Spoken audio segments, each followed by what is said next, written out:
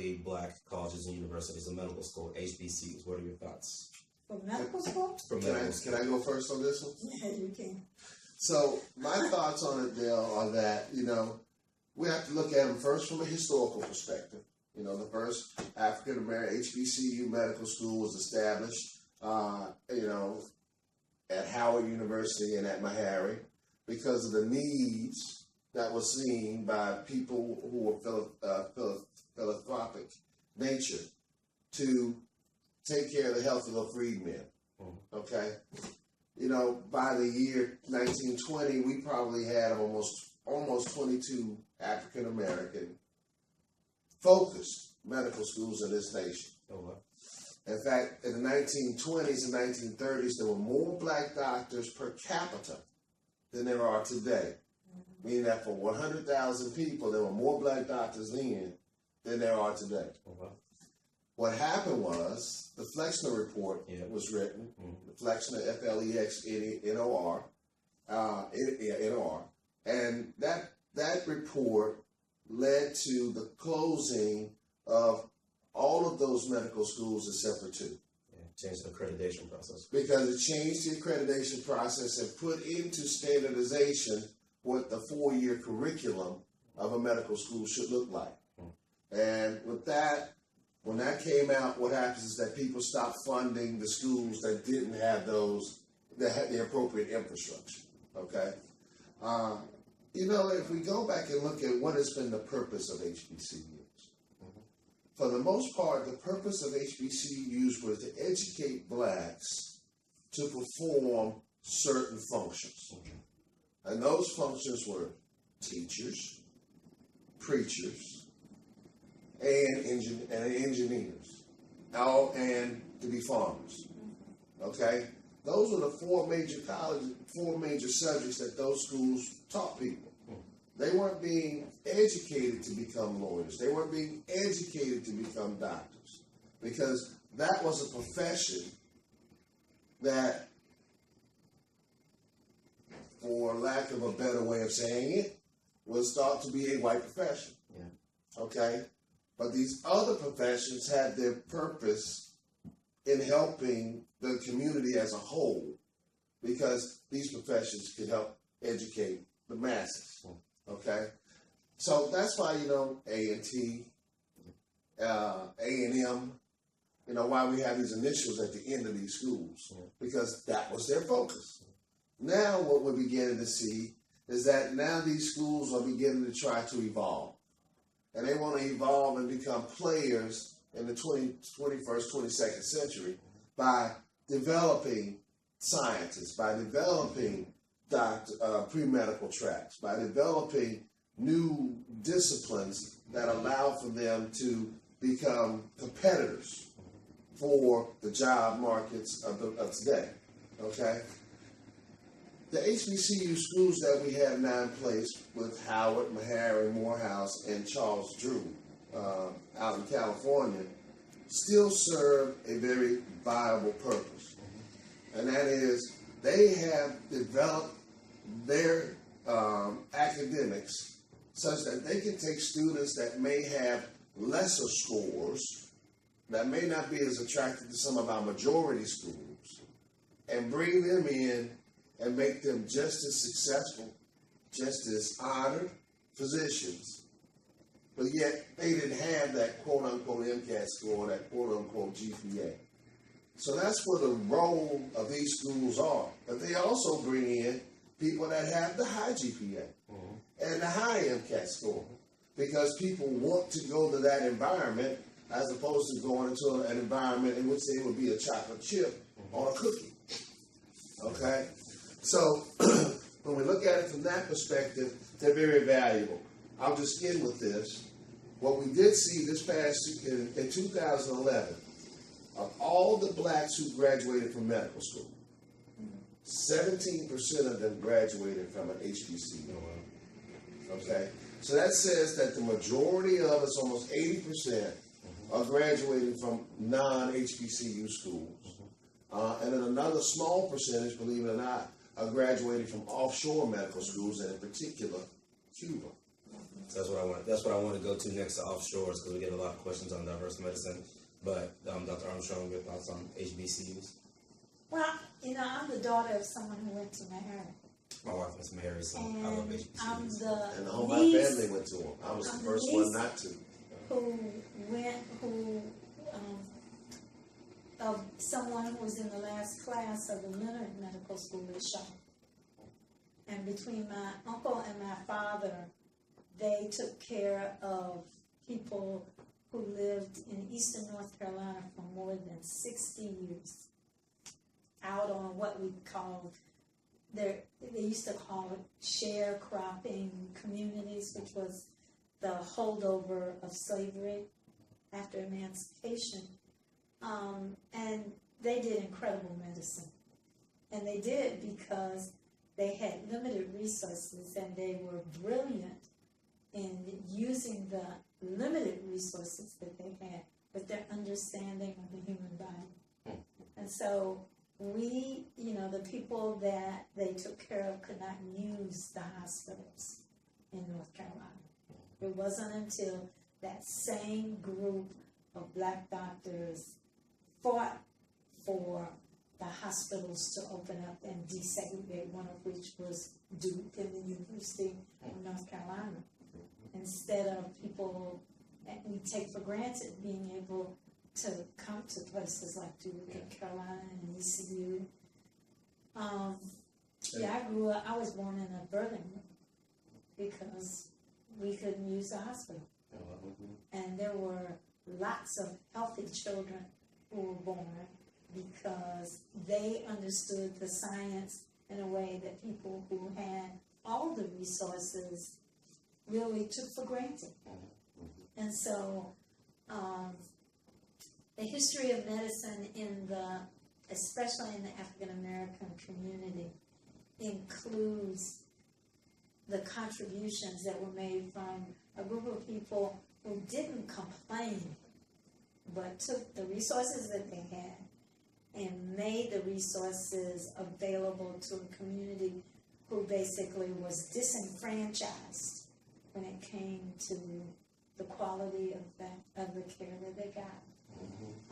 And so I think Howard Meharry, Morehouse, and Charles Drew are shining examples of that fire in the belly to make sure that a group of people who still are disenfranchised when it comes to health care have access to people who look like them, who understand how they feel, who can be their champions, can be their voices, and therefore there will always be a role for the historical black colleges of medicine in this country, as far as I'm concerned. And actually, if I may, we're actually looking at trying to even increase that number. I don't know if you knew that at the state level, this state, we had talked about trying to develop possibly another medical school at one of our HBCUs, and in particular, A&T was looked at.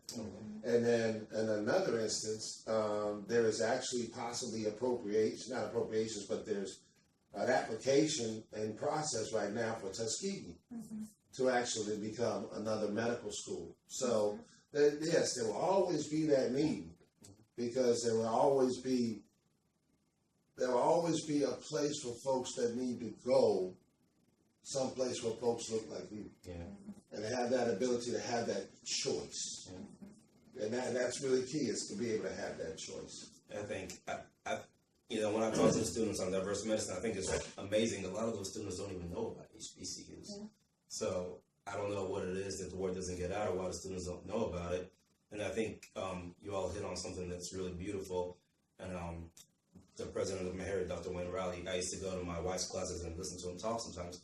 He made that point that you just made a little bit ago about, we come into Meharry, the GPAs might not be as high, MCAT scores might not be as high, but you walk out that door, a medical doctor, and that medical degree is worth the same as everybody else's medical degree across the nation. That's correct. Well, the question I always ask people is, how many of us who practice medicine have you had someone say, "Where did you go to medical school?" Nobody cares where I went to medical school. They care that I know what I'm doing. Mm-hmm. And somebody has said that I know that I'm doing and what I'm doing. And whether or not over the long haul, I deliver to them scientifically correct medicine, delivered with compassion and understanding. And as long as I do that, nobody cares. They don't look, there's no diploma on the wall in the clinic that says she went to medical school. And it doesn't say on my name tag where I went to medical school. Just says MD. It just says MD. So all the viewers, historically black colleges and universities, great med schools, apply to them.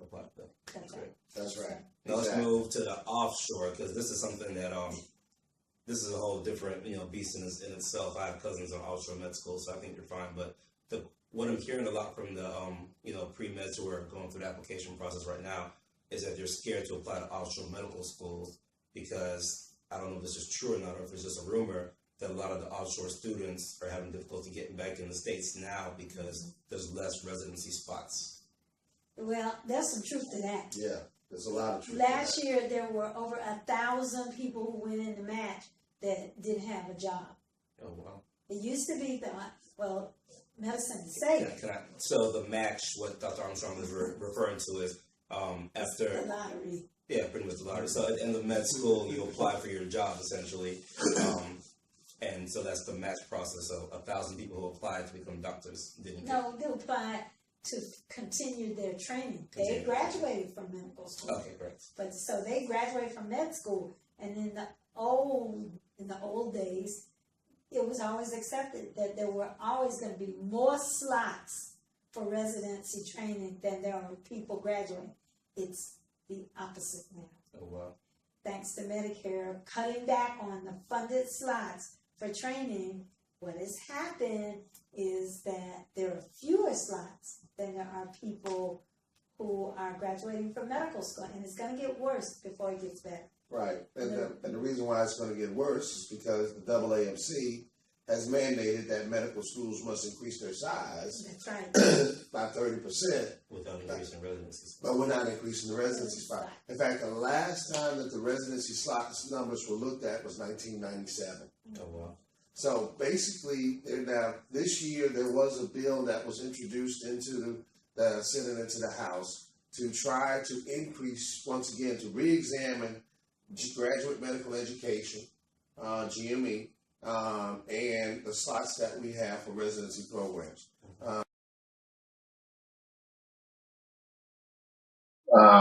But as of yet, it has not passed. It has not come out of committee, so we don't know what's going to be the end all of that. But what has happened is not only is it that Americans are increasing the medical schools, but the foreign medical graduates are really wanting to come to the United States. In fact, it's been in the last 10 to 15 years that the preponderance of primary care jobs in the United States are being filled by foreign medical graduates. So there is a purpose that they serve. Now, there are Americans who go offshore to go to school, who come back and do a residency program. The difficulty there is dependent upon how you score on your step exam. If you score well on step 1 and step 2, you don't have a problem finding a residency program. But if you don't score well, then you're going to have problems finding a residency program. And that's really how they weed our offshore candidates out. In fact, some schools even gain it offshore by allowing the students to have a year off to study for just the boards. And therefore, they score very well on step 1 or score very well on step 2, and therefore they become extremely attractive for folks to bring in. And they bring them over here, and they find that the number that they score does not correlate to their ability to provide culturally competent and compassionate clinical care. So that's not what I was expecting. Yeah. I didn't. Yeah, I had no idea that was the case. Oh yeah. Oh yeah. Oh yeah. This year, the number of folks who did not come out of the match with a job was over 1,000. And a lot of those are offshore. Not a lot, but Not a lot. a good There number. were 538 American graduates who did not match. And then you have the ones that were offshore to add to it.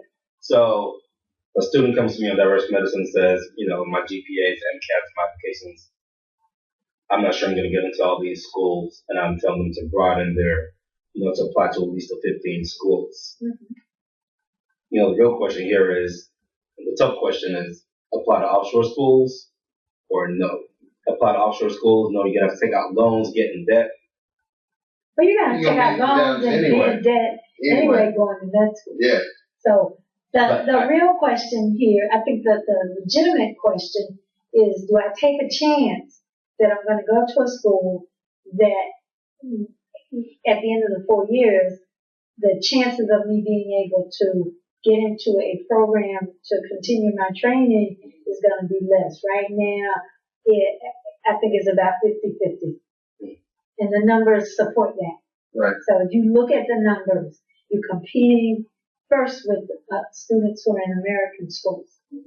If you look at what is happening with international students who go to medical school in private medical schools where we can take them, the state medical schools can't. They are having trouble, finding a place afterwards. So you'd have to seriously think about that. Instead, one of the things that you would do is to look or sit with someone who can look at your credentials and say, this is where you need to shore things up. And, do that. If you are a student who is coming from a community where we know there is underrepresentation, then one of the things that you want to do is to put yourself in a position to be competitive. And so, and it's one of the things that I want to get to because there are lots of myths still out there. The first myth is I got to go to medical school as soon as I finish college. No. In fact, we would prefer that you not come to medical school as soon as you finish undergraduate school. Why is that? Because most people aren't grown up. Okay. For them, the most important thing in their lives was the next test. When you're out, you got to pay bills. You got to attend to schedules. You got some other things to do. And so if I'm a patient, I want somebody who has an understanding of the impact of illness on my life. Right. My dignity is determined by the control I have of my life. Here's somebody, 21 years old, never paid any of their bills, don't understand that if I don't pay my house note, I'm going to be put out. And the reason is their parents paid it. So I wish that medical school would follow the path that business school has, is that they don't want you to even apply until you have worked for a while. So you know the larger context in which you are jumping. On that point, well, what is the average age of entering medical school now? At Duke, it's 24 years old. So that's 2 years out. That's 3 years out. 3 years out from undergrad. That's right. And we're probably about that same number. But not all because of the fact that folks actually took the time off, but more because a third of the folks that we actually admit are re-apps. Yeah. Yeah. So the other myth is, if you don't get into medical school to succeed, stop. That is a huge myth. You gotta throw all that together. So that's the first thing. The second thing is that we are still stuck in the mode of MCATs and GPAs only. Mm-hmm. We don't look at everything. There are almost 20 things that we look at when the applications get to the table. Mm-hmm. And we want people who have had a life experience, who have, had to do something that they didn't think they would have to do. I'll give you a good example. one of the best students that I recruited to this medical school was the first person who got his application completed and submitted to us. He did it from Afghanistan. He was in his third tour, and he wrote the most compelling essays that I have ever read. They were the kind of things that make you sit back and understand that he knows what's important. You know, it's not about the frivolous things that many of us do. He knew what was important. He was a medic. He understood the notion of leadership.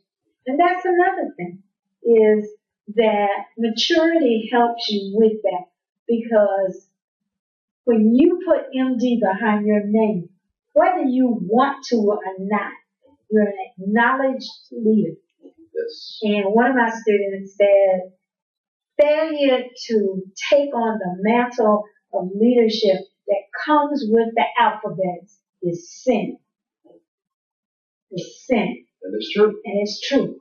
So how do you get that? You don't get that by following some checklist that a pre-med advisor gave you so that you could get to medical school. You go somewhere where you haven't been. You grow yourself up. And then, you know, the students who do really well in the medical school application process are the ones who've done Teach for America. Yes. The ones who've done the Peace Corps. Exactly. The ones who have taken on something that their parents didn't tell them to do. They did it because they felt that they were underprepared for being an adult. So if you feel that you are underprepared for being an adult, then go out and figure out how to be an adult and then come talk to us. Right. And it is a sea change that is happening in the culture of medical schools.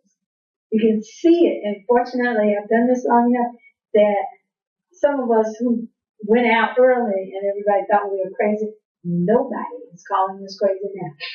Nobody. Mm-hmm. Because the people that we are putting out are those people who are going to be ready to take over the reins of medicine when we want to step back. Mm-hmm. And the way you learn that is not in a classroom.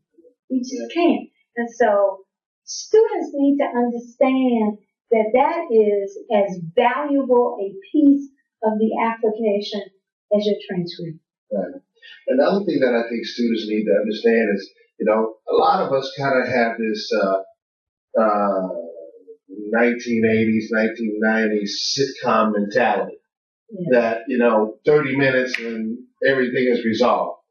And the honest truth in life is it just doesn't happen that way. You know, and one of the things that I see are students who are pressing to be leaders who have never been followers. Yeah. So one of the things that we also look for are Indians. Yeah. People who have learned how to follow before they decide they want to be a chief. Yeah. Okay. So that, I think that's another aspect of your application that you could talk about in your personal statement or as part of one of your experiences. I thought that was very insightful, what you said, Dr. Armstrong, when you said that, you know, we don't want to know just exactly something that happened to you in your life, but how did that impact you? How did it make you feel? When I look at personal statements, I really look to see, you know, that they tell me something about themselves, more so than my mother got sick. My mother got sick, and I didn't like the way that the doctor treated her, and therefore I decided I want to be a doctor. But what you're not telling me is that how did that make you feel about yourself? How did it make your mother feel about her illness? How did it make you feel about your mother's illness? You know, those type of ability to examine is what we're looking for, because that's the person that's asking an uncomfortable question. Not just a superficial question that says, I want to be a doctor because I want to help people. Yeah, well, you can help people at McDonald's. That's right. You know, but medicine is a whole different animal because you have life and death in your hands, you know, and you have to be mature enough to be able to handle life and death. I've seen residents that I worked with who could not handle that, and they in the hour that their knowledge was needed, it failed them because they were not at the point where they were able to take in a situation, be able to triage it, stay calm, and do what you have to do. And that's another aspect of medicine that we need to get to, But I tell you what, please, if you apply to it, let's get back to what we said was that myth number 2. If you don't get it the first time, apply again. That's right. Apply again. As much as 50% of some applicant populations are re-applicants. Exactly. There are people who didn't get in at first. And most of the time, the gap between the first application and the second application is more than 2 years. And do not ever put the same application in twice. Right. That's a mistake. You guys tell? Yes. Oh yeah, because AMCAS keeps everything. That's right. So I We can go archive back it. and look at your application from 4 years ago and compare it. That's right. So, really, and then the other aspect of it is most schools, if you don't get in, will allow you to come. If you've gotten an interview and didn't get in, they will allow you to come by and get feedback about why you didn't get in and what you can do to improve your candidacy the next time. Take advantage of that. Please take advantage of that. But the other aspect of it is don't take advantage of it and then not do it. Yes. And then apply again. And put the same thing on Put the same thing on the application. That's almost like the sure way to maybe get a no was not to ask. You just decided not to ask in a passive aggressive way. Let me ask this question so we can maybe put the whole MCAT GPA numbers thing to bed. Myth, or so true or false? Med schools have thresholds that you need to reach for your MCAT and GPAs to be even considered. Some schools do. But they're not going to tell you that. But some schools do. Some schools, they'll see a number and they won't even move you to a secondary. They will screen what comes through in AMCAS, and then they'll decide if they're going to send you a secondary application. And so it varies from school to school. So question is, do it? No, we send a secondary application to everybody who puts our name on their AMCAS wish list. Everybody.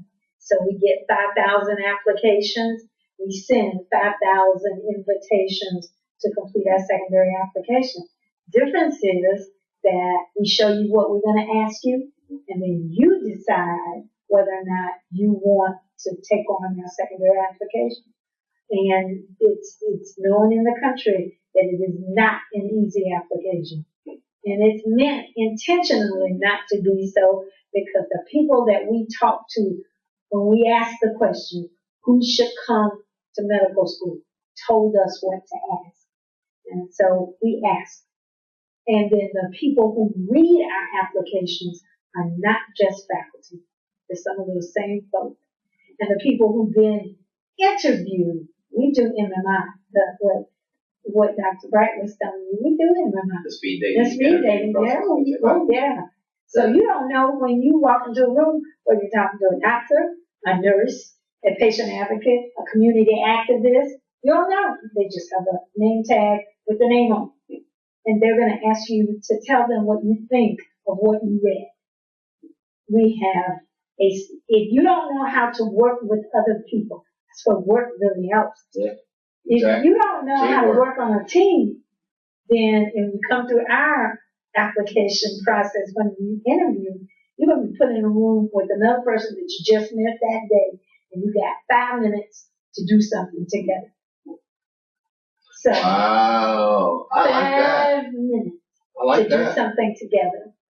And then somebody's going to ask you in one of those rooms, since they don't see the application, nobody in the interview process who's interviewing, who's doing it or not, sees the student's application. They just figured we were smart enough to ask the right people to come. So somebody's going to be in a room and say to you, you got 10 minutes to tell me the most important things about yourself that I should know to make a decision about whether you should come to medical school. Just think about it. the most important thing, how can you be humble about that? And then at some point, you got to sit down and there'll be a prompt. And you got to write for 10 minutes about that prompt. And they're hard questions. They really are. And so we have tried to make the process fair. Fair to the people who want to go to medical school, but even fairer to the people that are going to have to put up with these folks. Yeah. It is in my own mind, and it's interesting because I talk to people about this all the time. The disconnect in medicine, the place that the workforce has helped disparities, is that we have trained a group of dysfunctional workers who drive people away from the kind of medicine that would be thought of as preventive medicine. We have been so arrogant that we have not gotten down in the trenches with the folks who have to live this stuff every day and try to figure out a way to make it so that they can do it, to live their, what their experience is, so that we don't give them plans that they can't do because we were stupid enough to think that everybody's like me. So how do I find a person like that? I find a person like that because they have gone and lived it before they come to medical school. Right.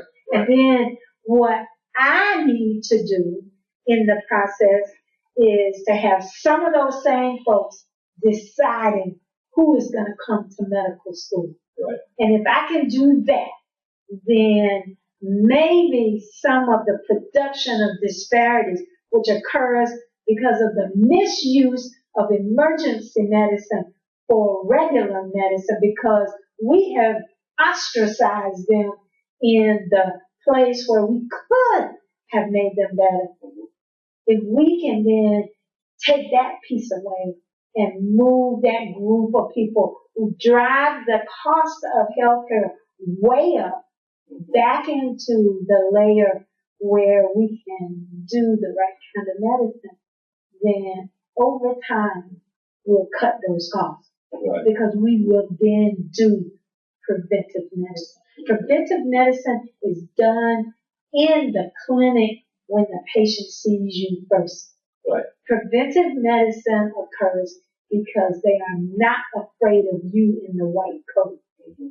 And in our community, having grown up watching it all my life, having experienced it as my dad went out to do house calls in the country, they were afraid. They didn't want to see a white doctor. They did not trust white doctors. Didn't. Not at all.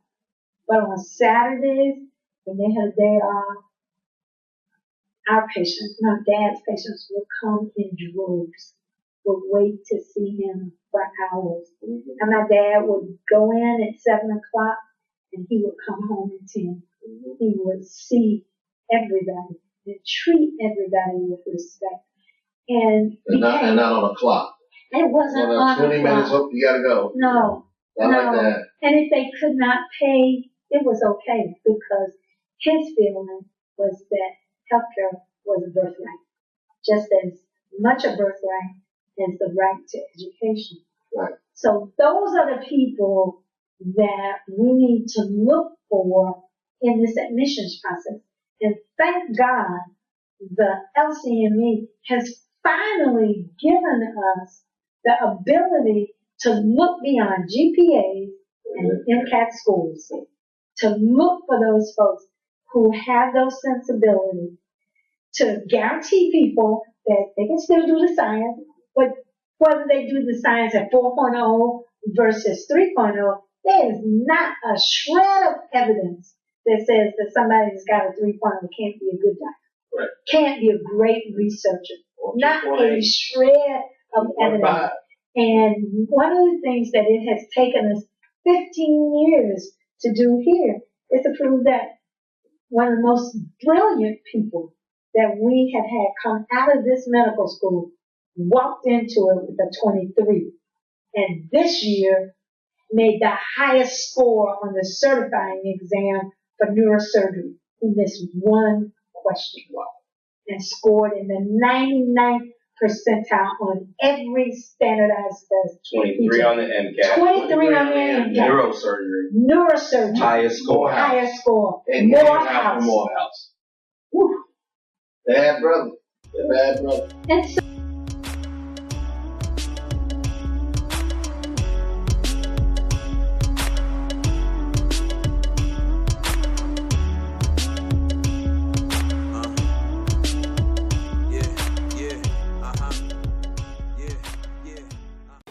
Hey, thank you so much for watching the video. I hope you learned a lot. Are you studying for the USMLE Step 1 or Step 2? Are you studying for the NCLEX, or you're currently in nursing school as a nursing student? Are you a PA student currently in school or studying for your PANCE exam? Or are you a nurse practitioner student or trying to take your NP board exam? Listen, I've got super awesome content for you. If you truly love this video and it simplified your learning process, I want you to check out my website below. I've listed all the list of exams, whether you're studying for any of this board exam, and all I want you to do is click on the link right now below so that you can take you directly to my website. For USMLE, just go to smashusmle.com. For NCLEX, go to crushnclex.com. And if you're studying for the PANCE exam, the nurse practitioner exam, or you're studying for your internal medicine board exam, just click below and it'll take you directly to ftplectures.com. Listen, I can't wait to help you. If you need to get in touch with me, just get to my website, be able to reach me directly, and we can work together one-on-one. Listen, you're super awesome, and my goal here is to help your dream come true. If you want to be a doctor, want to be a nurse practitioner, a registered nurse, or physician assistant, I'm here to help you get to that next level. With your medical knowledge, let's save the world together. I love you guys. You guys are super awesome, and do not forget to click on the link below to be able to get to my website. Also, don't forget to subscribe to my channel. You guys have a great day. Let's go.